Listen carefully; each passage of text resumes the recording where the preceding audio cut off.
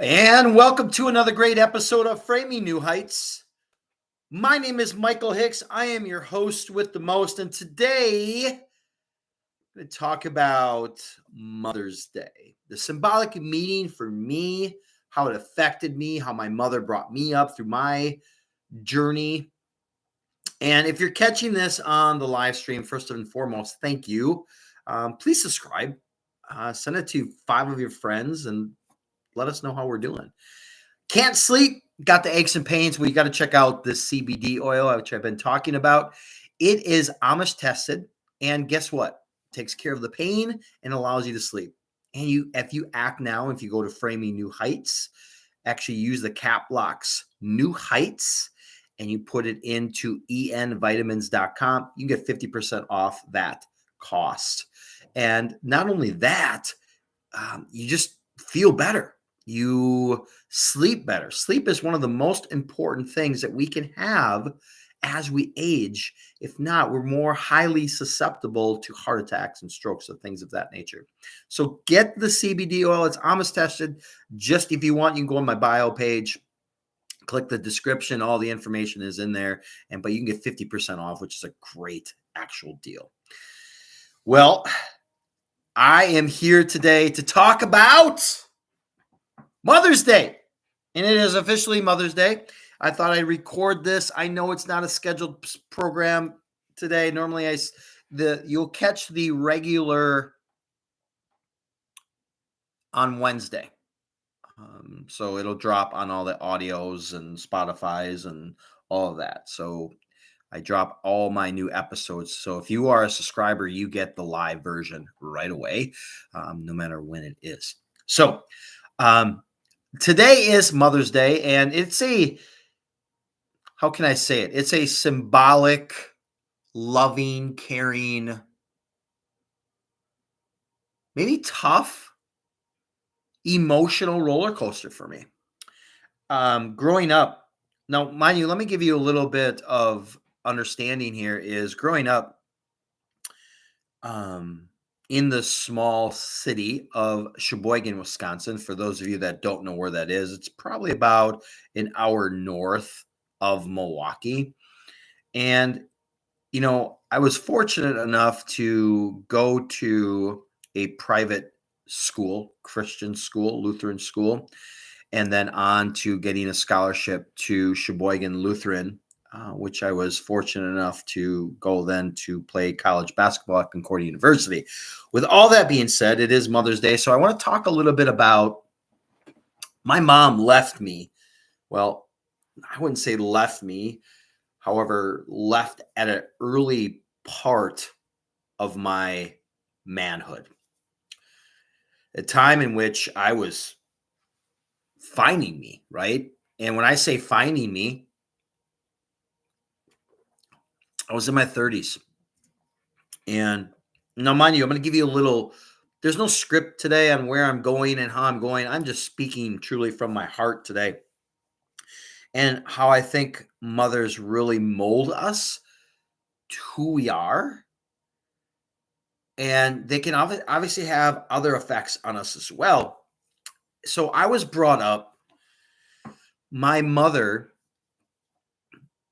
God rest her soul, she left like at an early age. She was 66 years old. She brought me up, and I never knew my dad. My dad was someone that my mom told me about, that he would come and get me and hang out on some days, and that never happened. So my mom really took the harness, so to speak, and did what she could do with what she knew. And I remember one of the most distinguished memories I remember my mom being outside. We lived we lived at my grandma's house, and my grandma's house we lived upstairs, and then obviously my grandma lived downstairs. So we lived there for many, many years that I remember. And I was young. This is when I was going to St. Paul's Lutheran. So it's probably anywhere from kindergarten to 4th or 5th grade. We have lived there. And I remember my mom grilling outside. In Sheboygan, they call it a fry out, but it's actually grill. For those of you that don't know, there's charcoal and, grill the food, but we called it a fry out. So my mom's frying out. Why to this day I don't know. Sheboygan's a little backwards, y'all. It's just a little backwards. So we're my mom's cooking out. I remember this. I must have been 3, maybe 4. I still remember this. Is she would grill and my mom would have a beer, right? And I would take a sip of the beer and I think it would be funny. And I would set it down. And no, I wouldn't take a sip of the beer. Now that I remember this, it's coming back. It's coming back. So I would just grab her beer and I would run to the front yard and think it was just funny. And I did this like multiple times. My mom tell me about this. And I remember it. I literally remember it still. But that's the earliest stages of what I remember with my mom being in my life and not having a father. So imagine being a male, not having a father, and how that disturbed your confidence and um, all kinds of things, right? I think I was a good kid until I got into middle school and made some poor choices. But after that, I think I did a pretty good job. And mom was moms back then really parented the way they only knew how, right? They only knew how to parent a certain way. And today being Mother's Day, I'm sitting here doing all these, the posts on my mom, and I put instrumental music on, and I'm loading up my content as a content creator and posting about my mother. And I get emotional. I get emotional every year. And I'm attempting not to get emotional right now. Is I just think of her hug, right? And how much hugs meant. Like you could have the as I'm looking at the screen right now, you can start to see my eyes well up here. As you could have the most worst day ever, right? And I always say now, being a mindset coach, is you never have a bad day, you have a bad moment. However, back then I didn't know any better, so stick with me here on this. And many of us don't understand how to beat that logic. That's why I come into play with my Live to Thrive formula. If you are truly struggling with purpose, direction, love, career, relationships, I've got the ultimate program that I've been helping over thousands of people daily, or not daily, but in the time frame I've built my agency, Live to Thrive. It's a life coaching business. And what I've done is I really given the opportunity to rebuild and rebrand, I like to call, people's legacy. And I've been doing this now for over 2 years, and my business has just skyrocketed. I've worked with people from across the United States into Canada, even into Europe. And now I work with an agency, my agency called Live to Thrive. And what it does, it truly brands you to get rid of that old thinking, the new thinking, right? The way to wake up happy, joyful, excited about the next day and being full of blessings. And I teach you how to reprogram that. Maybe you're struggling in your relationship. Maybe you're just not a good parent to your kid. Allow me to help you become the best version of yourself. If you want more information on this, you can simply go to my bio page on Instagram, or you can click on this link when we're finished, and you can sign up at www.livetothrive.com, or you can go to my email, which is michael@livetothrive.com. That's LIV, the number 2, and then thrive.com. We can just get on a journey call that is absolutely free. Just mention it on that you heard it on Framing New Heights, and you will get a free journey call.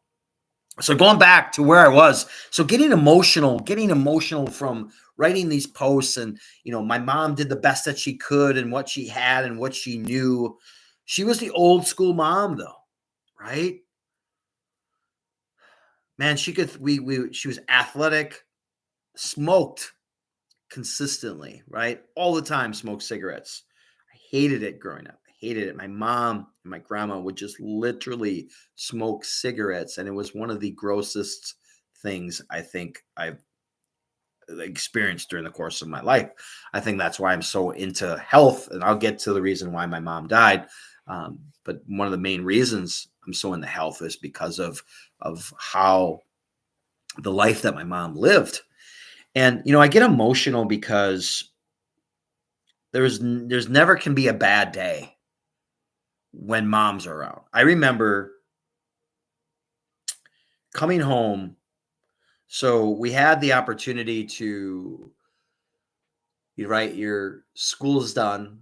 You're a senior in high school. Now you're looking for a summer job. So I found a summer job, and it was this job.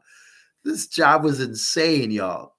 So it was a landscaping kind of business, but I constructed silos and farm buildings and stuff like that. And what's so insane is I remember working 6 a.m. and coming home at 6 p.m. So 12-hour days. And it was the hardest as a 18-year-old boy at that time. Some may want to think that you're men. I don't think you're men for a long time. I think you're a man. You truly become a man when you lose your mother. I remember coming home and I open up the door. My mom comes to the door and she looks at me and she goes, "Oh, honey, I love you." She's like, "You don't have to go back tomorrow." And then she gave me this embraced hug, right?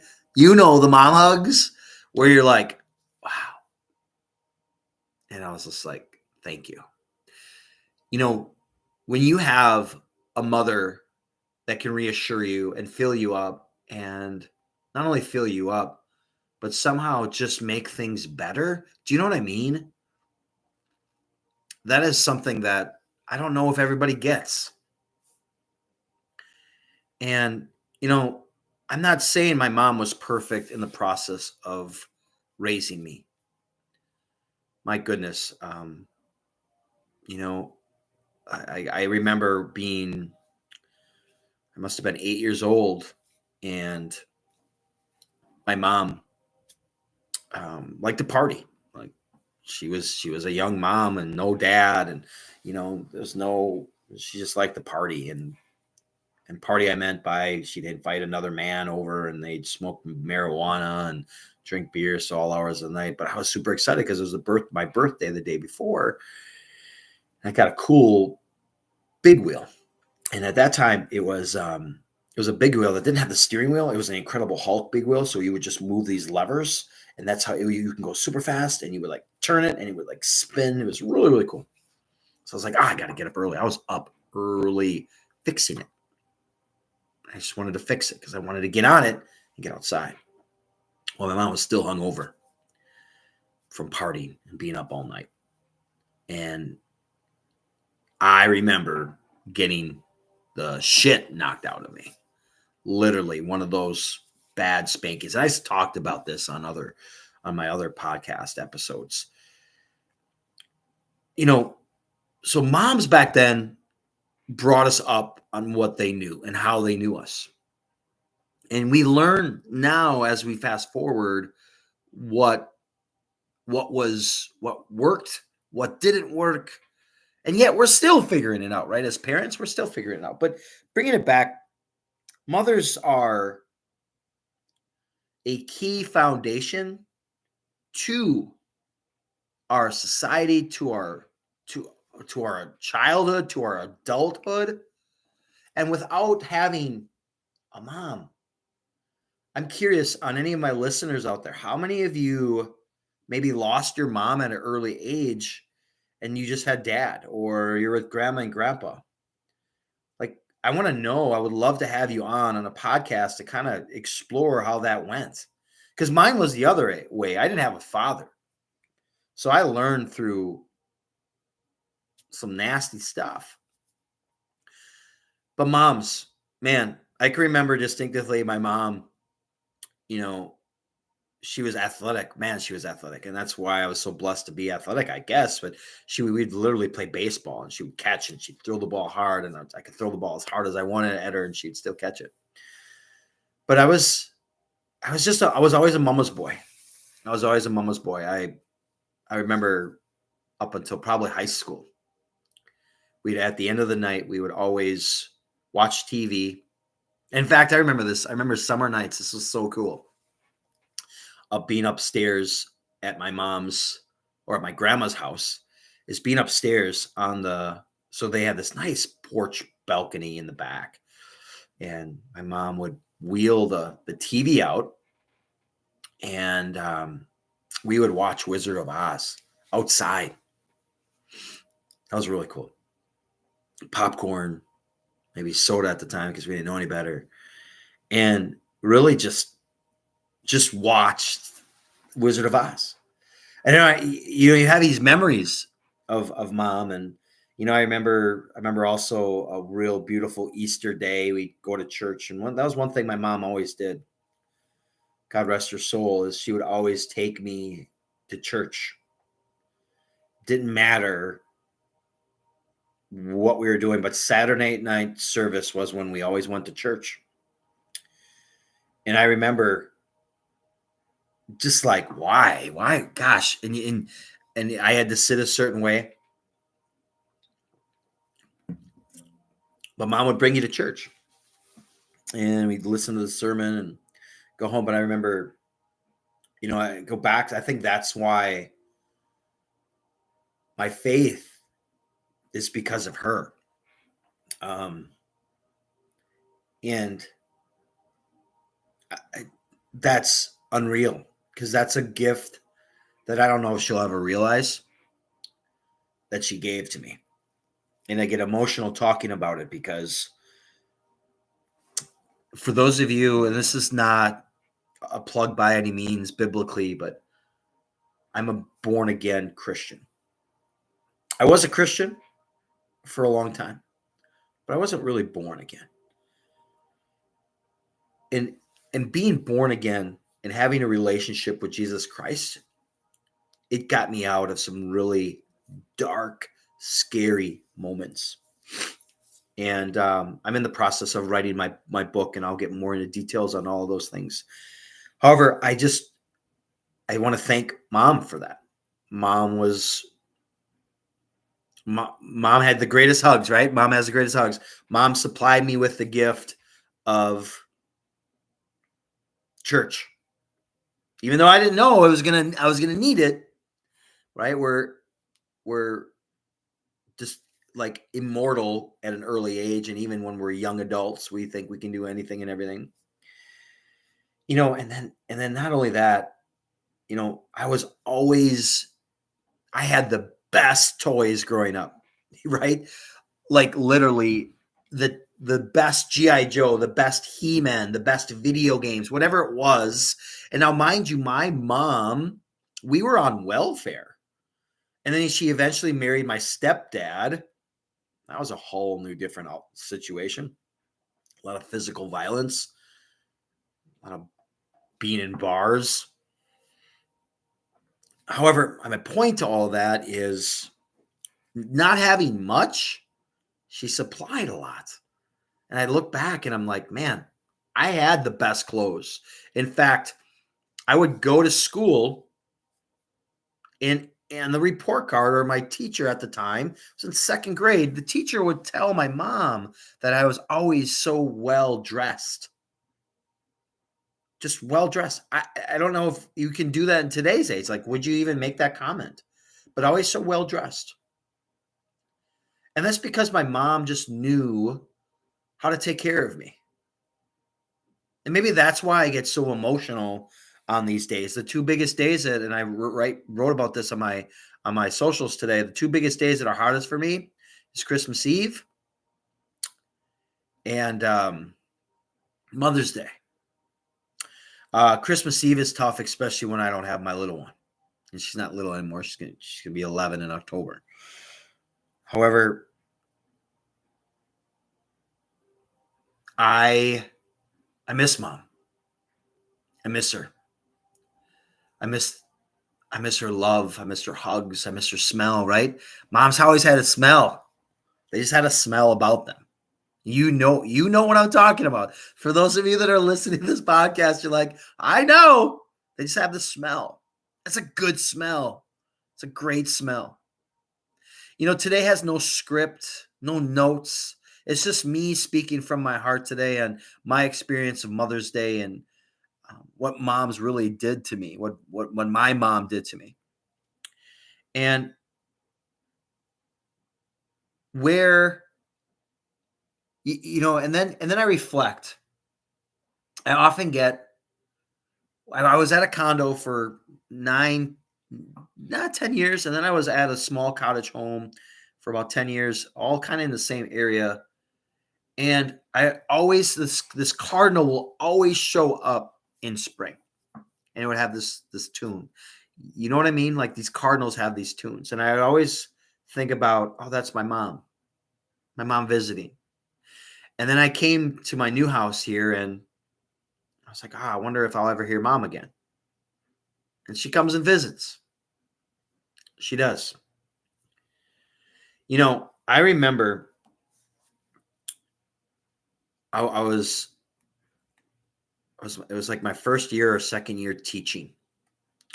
I got my degree later in life because I had the aspiration of modeling, and I did that for like 8 years, probably longer than that, probably 10 years. And I'll write a book entirely on that. I got to travel the world, very, very seldom at home. However, back on track is I remember going, I'm going to tell you, I got a call, and I'll never forget this call. It happened twice. I got a call when I was working at school. I was like, I got to go. My mom's in the hospital. I didn't, no idea why, but I just left. And I drove there, and this was during the day, and mom seemed coherent, but she was in the hospital. And now, mind you, I want to give you a little perspective. I had a little bit of falling out with my mom towards the end of her life. I think my mom had some disorders, maybe bipolar. She had the mentality of everybody was against her and everything was so negative, and maybe that's the reason why I do my Live to Thrive agency and the positive mindset, right? I don't know, maybe. And I get there and she seems okay until I notice she gets up to go to the bathroom. And this was after I got her a Reese's, or I got a Butterfinger. Remember those? Remember those candy bars? Who eats candy bars? Do you guys eat candy bars? I don't eat candy bars. However, I got one for my mom that day because that was one of her favorite candy bars. So I got it for her. She ate it. We talked. I was there for a while. I was there till 9 o'clock at night.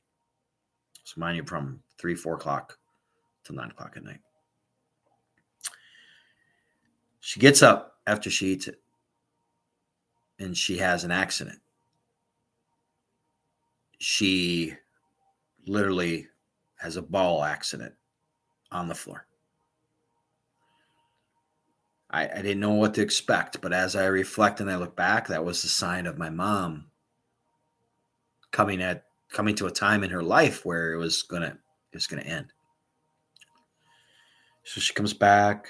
I talked to the doctors, and we've been there a while. And I asked the doctors. I go, "How is she doing? Is she okay? Can I go home quick?" And kind of, yeah, you can go home. You go home. Okay, all right. She should be good. She's good. She's stable. She's in good condition. I get home. Probably within 45 minutes, I get a call. I get a call from the hospital as you need to get here as soon as possible. Now, it's about a 45-minute drive from where I'm at to the hospital. I don't even remember the drive. I'm just driving. And as I'm driving, I get there, and I don't even remember getting in or checking in. I walk into a room of 9 people, all working on my mom. I stand there and I take that in as a 36-year-old man at that time. I didn't get mom very long. Could I have done things differently? Yeah. So I stand in there and I watch. And the doctor's like, "Should we keep going?" I was like, "Yes, don't stop. This goes on for another 45 minutes. They're, Michael, we're not getting anything. Nothing's changing.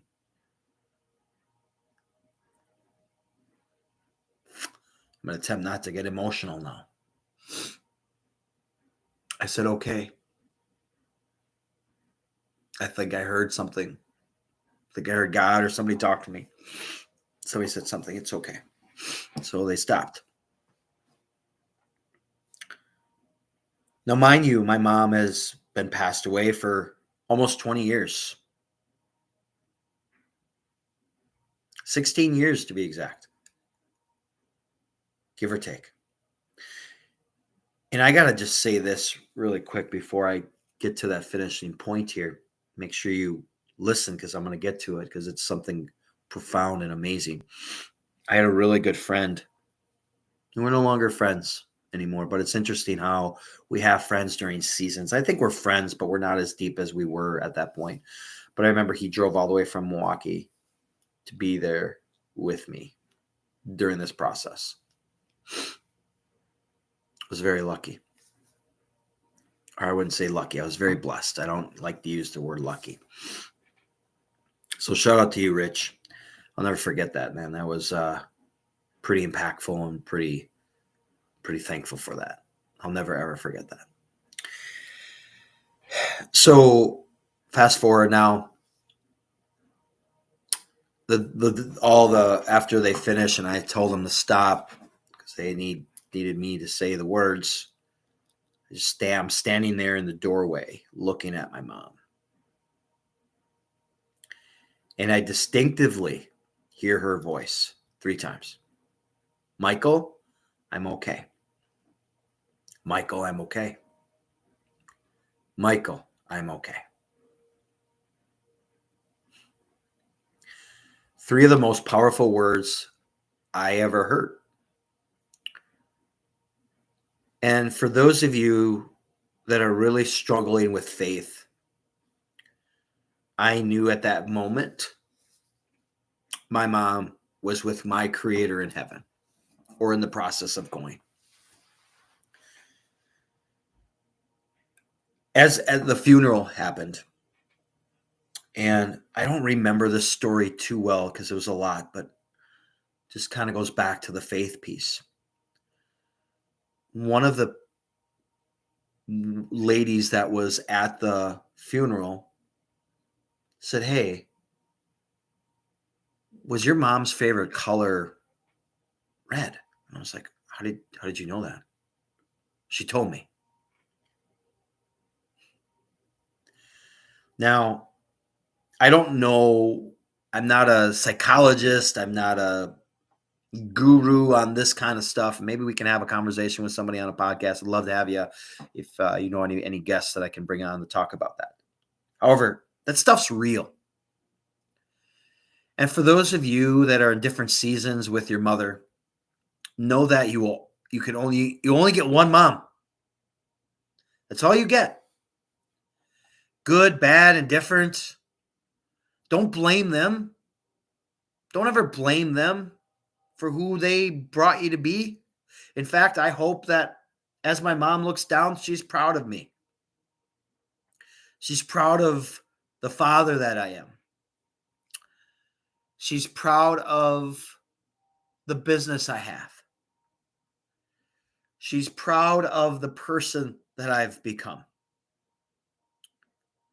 Because there are no better words or more powerful words that you can say to your child is, I'm proud of you, son. I'm proud of you. Those 3 words are powerful. They build confidence. They build resilience. And I don't know your relationship with your mom. I shared a little bit on today's podcast about that, about who my mom was. My mom was a God-fearing man. Or God-fearing man. My mother was a God-fearing mother. I'm a God-fearing man. And life, as we know it, I know when things are taken, people are taken. And for me, I thought that was too early. But God has a plan. He has a direction. He has a way of doing things. He loves us. He supports us. And do I miss my mom on these days? Yes, I miss her so much. Just like one more hug, right? Just give me one more hug, Mom. I got to go. If you had the opportunity, would you just like talk back to your mom again? Like have a conversation? I'm just talking for those of you that don't have mothers on Mother's Day here. Or just be like, no, let it go.